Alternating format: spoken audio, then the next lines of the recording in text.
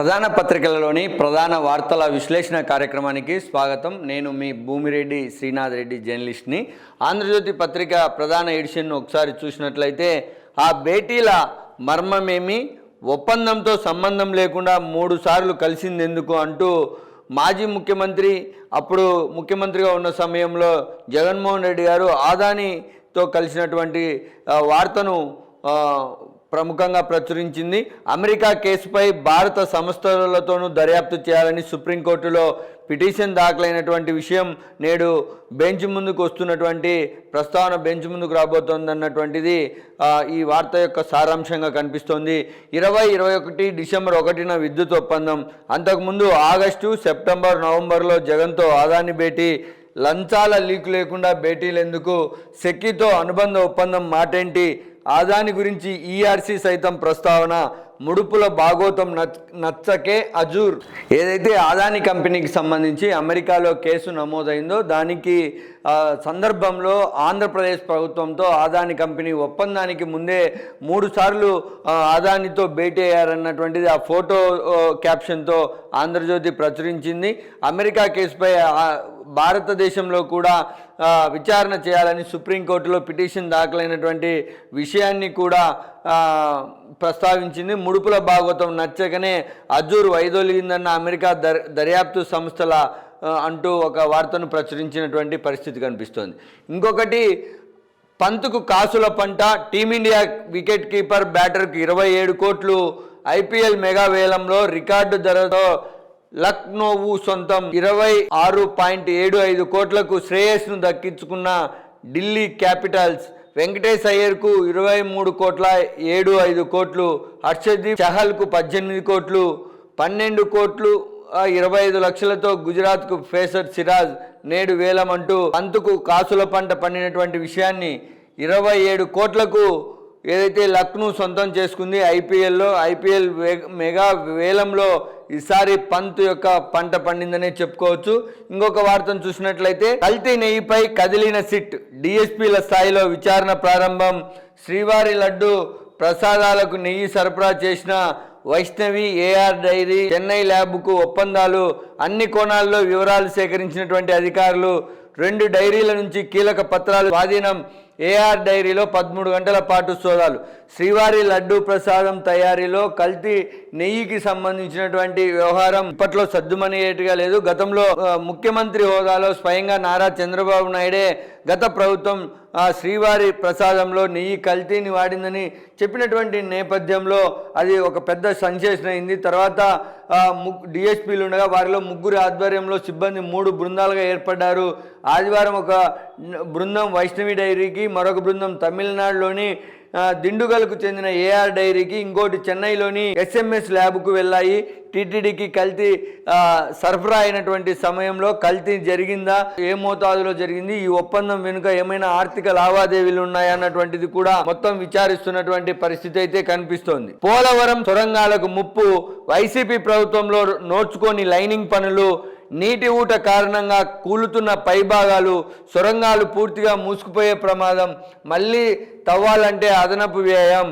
YCP హయాంలో ఏదైతే పోలవరంకు సంబంధించినటువంటి దాంట్లో లైనింగ్ పనులను ప్రభుత్వం పట్టించుకోకపోవడం వల్ల అవన్నీ మూసుకుపోయాయని, దాంతో నీటి ఊట కారణంగా పైభాగాలు కూలిపోతున్నాయని ఆ వార్తా కథనం ప్రధానంగా కనిపిస్తోంది. అబద్ధాల్లో తగ్గేదేలే, ఫీజులపై జగన్ పచ్చి అబద్ధాలు. 2023, 24లో 3 క్వార్టర్లు పెండింగ్లు, ఒకే క్వార్టర్ బకాయిని అసత్యాలు.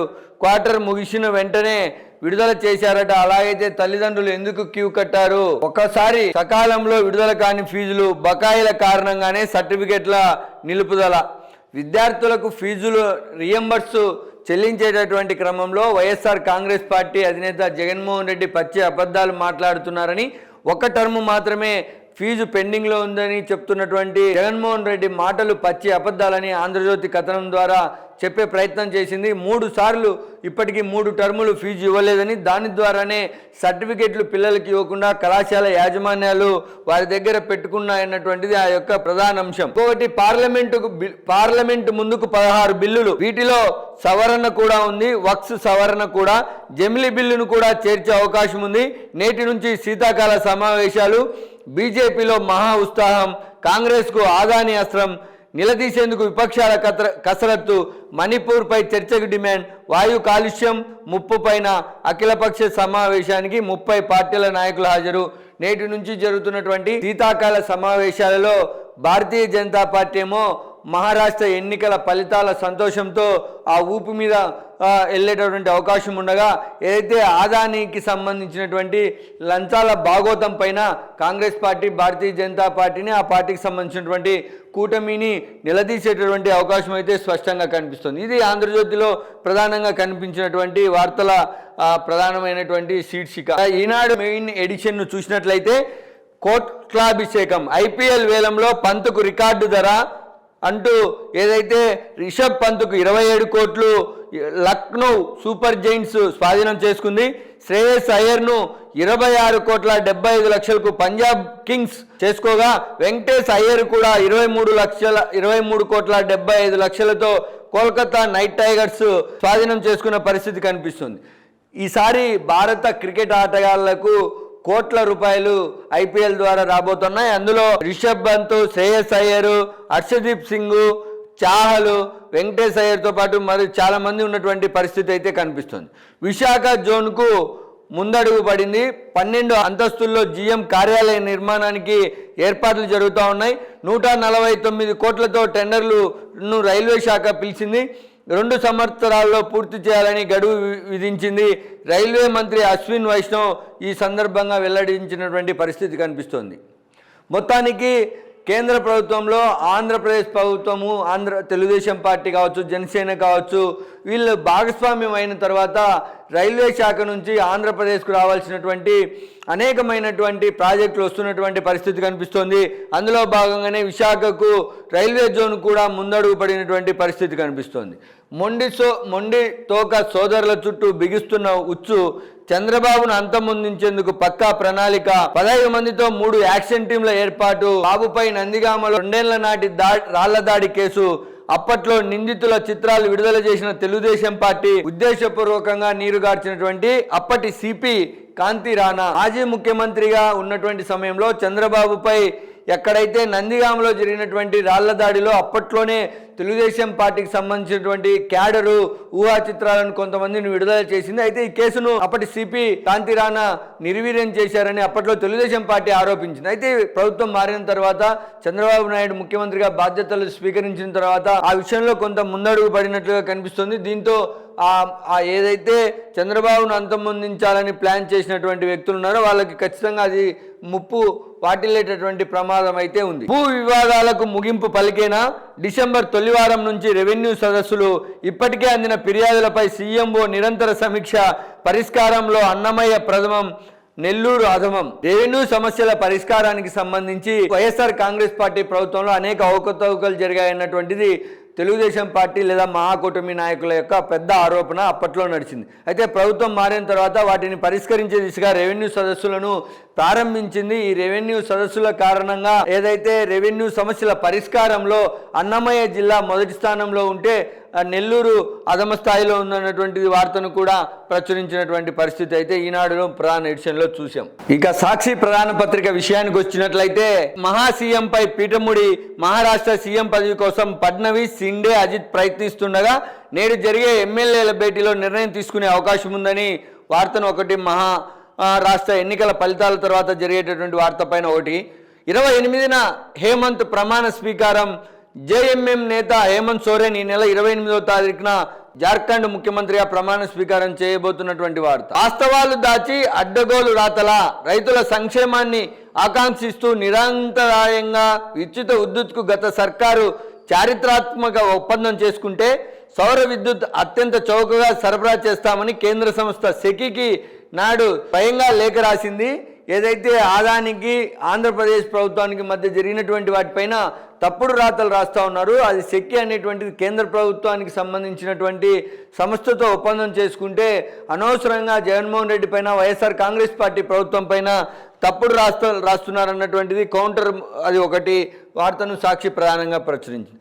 లక్నో నవాబ్ పంత్ అంటూ 27 కోట్లకు పంత్ లక్నోకు తీసుకున్నటువంటి ఐపీఎల్ లీగ్ చరిత్రలోనే అత్యంత మొత్తం దక్కించుకున్న ప్లేయర్గా పంత్ ఎక్కినటువంటి అంశాన్ని కూడా ఒకటి. విద్యార్థుల జీవితాలతో చెలగాటమా? చంద్రబాబు ప్రభుత్వాన్ని నిలదీసిన YS Jaganmohan Reddy fee reimbursement డబ్బులు ఎందుకు ఇవ్వడం లేదంటూ ప్రశ్న. 3 త్రైమాసికాలుగా బకాయిలు పెట్టడం భావ్యమా? ఫీజులు కట్టకపోతే కాలేజీలకు రానివ్వడం లేదు, చదువు పూర్తయిన వారికి కూడా సర్టిఫికేట్లు ఇవ్వడం లేదు. ఫీజు కట్టలేక ఒక విద్యార్థి పనులకు వెళ్ళడం నన్ను కలిచివేసింది. విద్యార్థులపై కక్ష కట్టినట్లు వ్యవహరిస్తుండడం సరికాదు.